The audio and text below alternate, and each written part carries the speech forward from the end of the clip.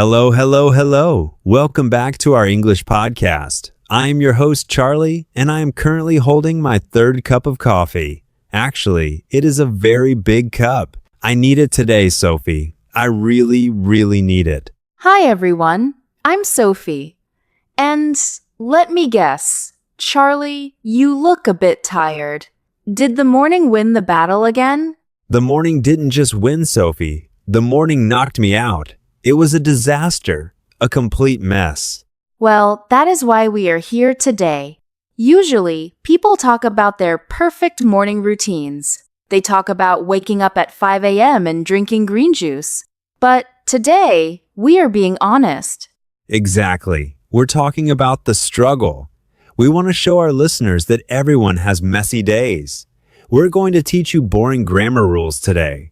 Instead, we're going to talk about real life. We want to help you describe your own chaos using English. That's right.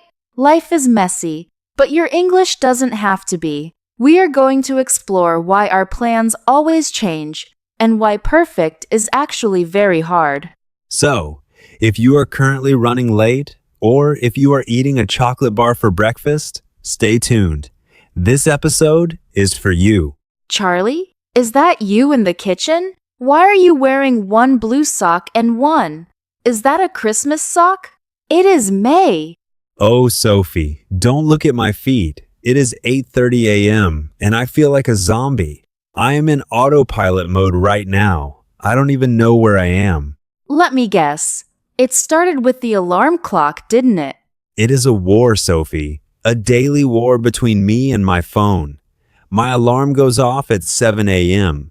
That is the plan. First, I hear the loud beep, beep, beep. Then I think, wait, I am still dreaming about a beach in Hawaii. I need more time.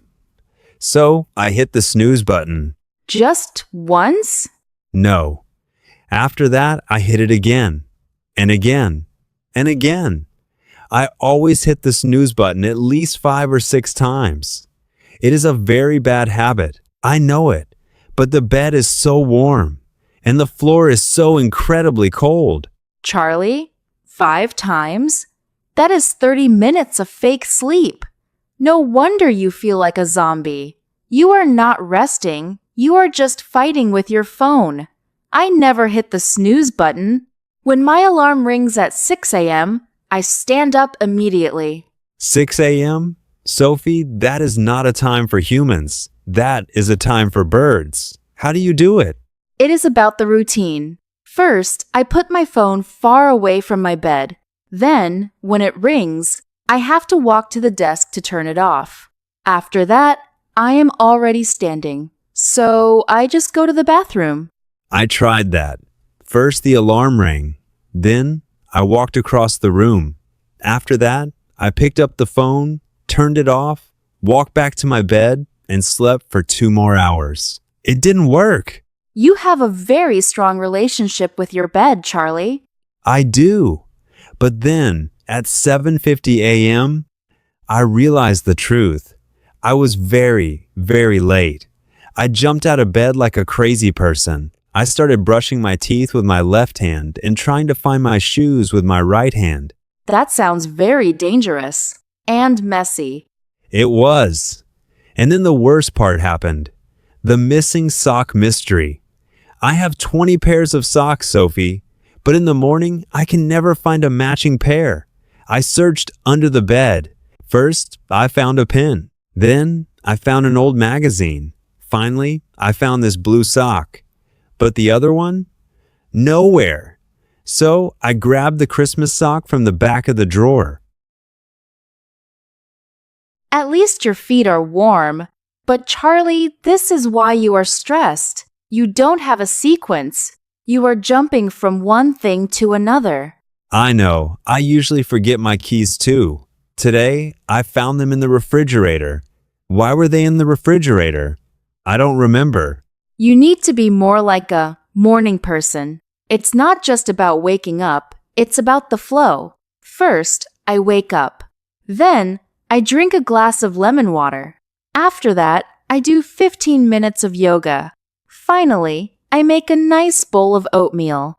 I want that life, Sophie. I really do. I want to be the person who does yoga, but usually my yoga is just stretching my arm to reach the coffee machine. Well, maybe we can change that. Instead of hitting snooze 5 times, try hitting it only 4 times tomorrow. 4 times? That is a big challenge, but I will try. For the sake of my matching socks, I will try. Ah, lunchtime, my favorite part of the day. Look at this, Charlie. I am very proud of this meal. It looks very green, Sophie. Is that grass? No, Charlie. It is a kale and quinoa salad with roasted sweet potatoes and a homemade tahini dressing. It took me a long time to prepare. It looks beautiful, but it looks like a lot of work. How do you have time for this? It is called meal prep. I do it every Sunday afternoon. First, I go to the local market and buy fresh vegetables. Then, I come home and wash everything. After that, I cook a big batch of grains and roast the vegetables in the oven. Finally, I put everything into 5 different containers for the week. Sunday afternoon? Sophie. Sunday is for the 3 S's: sleeping, sofa, and streaming. First, I wake up late. Then, I sit on the sofa. After that, I watch 3 movies in a row. Finally, I look at the clock. It is 9 p.m., and I realize I have no food for Monday.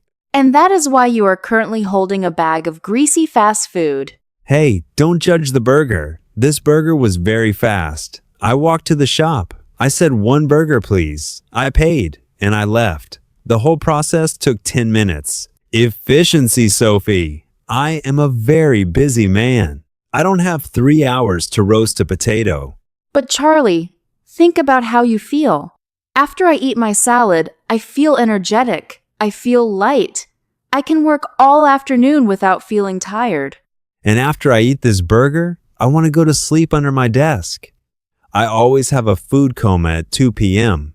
I sit at my computer and I just stare at the screen. I think, is it 5 p.m. yet?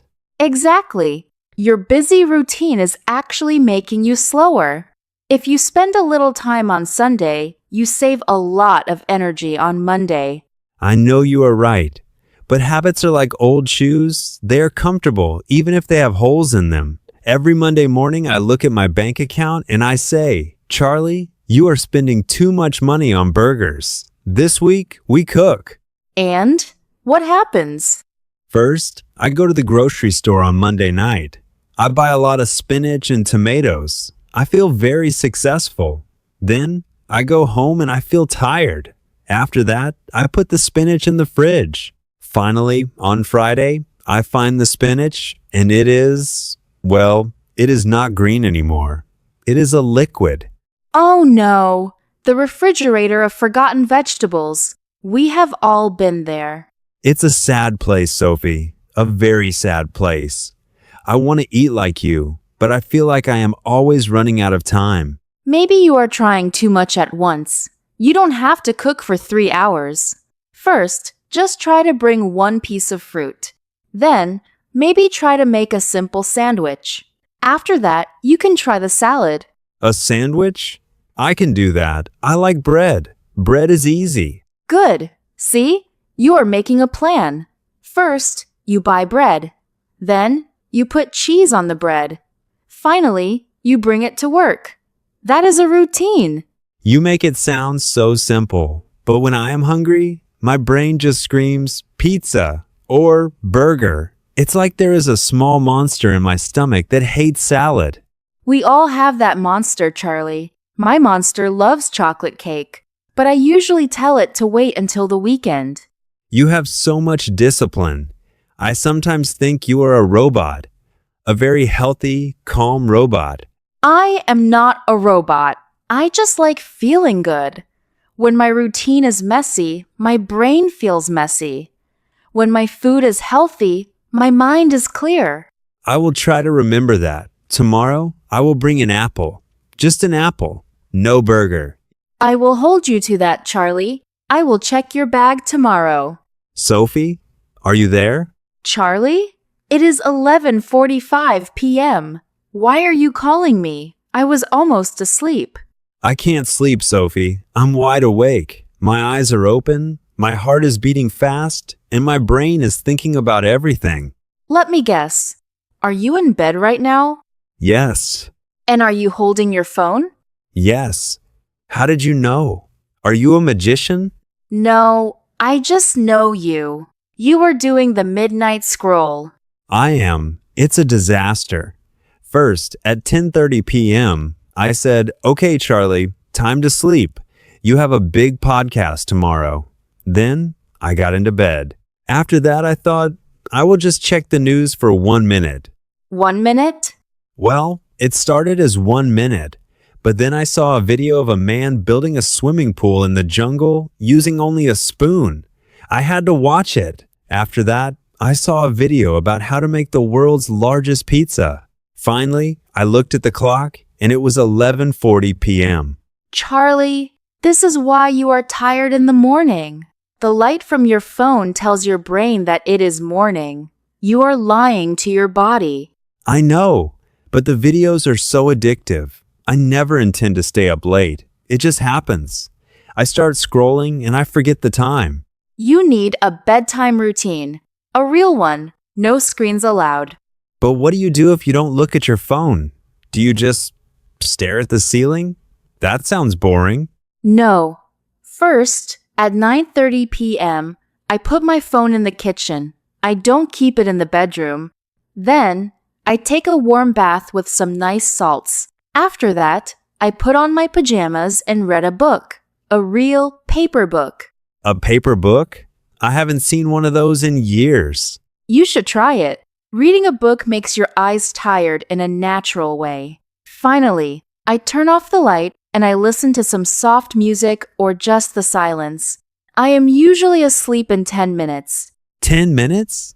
It takes me 2 hours. My brain is always buzzing. Usually, I am thinking about work or about what I said 10 years ago to my high school teacher. That is because you are not winding down. Your midnight scroll is like drinking a cup of coffee for your brain. You are giving your mind too much information. You're right. Every night I have this conversation with myself. I say, tomorrow I will be better. Tomorrow I will put the phone away. It's like a lie I tell myself every day. It's not a lie.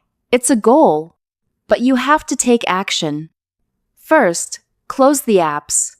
Then, put the phone on the other side of the room. After that, close your eyes and focus on your breathing. Okay, I am going to try it. Right now. First, I am closing TikTok. Goodbye, cat videos. Then, I am putting the phone on my desk. It is far away now. After that, I am getting under the blanket. Good. And finally? Finally, I am going to try to sleep. But Sophie, what if I miss an important email? Or what if someone posts a funny meme? The memes will be there in the morning, Charlie. I promise. The world doesn't stop because you are sleeping. You're right. I feel better already. My eyes are actually starting to feel a little heavy. That's the spirit. Sleep is the most important part of your routine. If you sleep well, you hit the snooze button less. If you hit the snooze button less, you find your socks. It's all connected. The socks, the burger, the phone. It's a giant circle of messiness. Exactly. So, break the circle. Start tonight. I will. Thank you, Sophie. You are a true friend. Even if you do eat bird food for lunch. Good night, Charlie. Sleep tight. Good night, Sophie. See you in the morning. Hopefully at 7 a.m. Wow, Sophie. Talking about my messy life actually makes me feel a lot better. I thought I was the only person who struggled with these things. Oh, definitely not. Everyone has a hidden mess. Social media makes it look like everyone has a perfect life, but behind the scenes, most people are just trying to find their socks too. That makes me feel so much better. I think the problem is that we compare our behind the scenes with everyone else's highlight reel. That is a very good point. We see the finally in other people's lives, the healthy body, the successful job, but we don't see the first and then where they struggled or failed. Exactly, like your salad. I see the beautiful salad, but I forget about the 3 hours you spent washing vegetables on a Sunday. True. And I see your energy and your humor, and I forget that you are tired because you stayed up late.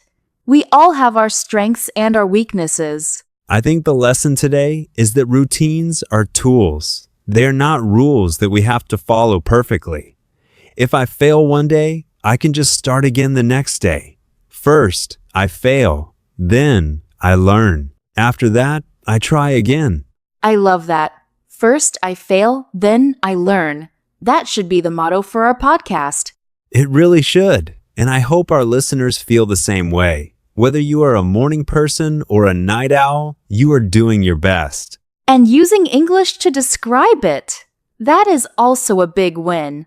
Think about how many words we use today to describe our daily lives. We use so many. We talked about always hitting the snooze button, never finding socks, and usually feeling tired after lunch. These are small words, but they help us tell big stories. And the sequence words. First, then, after that, finally. Those are the keys to telling a story in English. They are like a map for your brain. They really are. Without them, my stories would just be a big pile of words, like my laundry on the floor. Well, maybe that is your next project, Charlie. Sorting your laundry. One thing at a time, Sophie. First the socks, then the laundry. Let's not get too crazy. Well, we have come to the end of our episode. My coffee is gone, and I think I am finally fully awake. And I am ready to go and have a productive afternoon. It was great talking with you, Charlie. You too, Sophie. Thank you for being so patient with my chaotic stories. You really are the calm to my storm. Anytime. Remember, everyone's life is uncut. It is messy, it is loud, and it is unpredictable. But it is also beautiful. We want to hear from you now. What does your morning look like? Are you like Sophie, doing yoga at 6 a.m.? Or are you like me, fighting your alarm clock? Go to the comments and give us one adjective to describe your routine. Is it messy? Is it productive? Or is it just boring? We read every single comment, so don't be shy. Tell us your story in English. It's a great way to practice. Just remember, first, you think of the word, then you type it. Finally, you hit send. Perfect. Well, that is all for today. Thank you for listening to Everyday Life Uncut. Keep practicing, keep being honest, and we will see you in the next episode. Keep it real and keep it English. See you next time. Bye, everyone. Bye-bye.